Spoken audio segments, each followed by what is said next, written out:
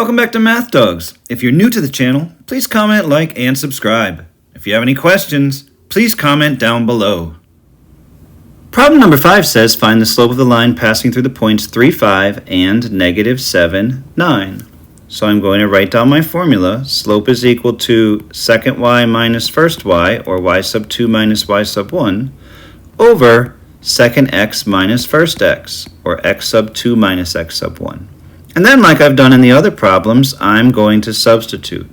The second y coordinate is 9 minus the first y coordinate is 5, over the second x coordinate is negative 7, minus from the formula, the first x coordinate is 3. So now I'm going to subtract and then divide if possible. 9 minus 5 is 4, and negative 7 minus 3 is negative 10.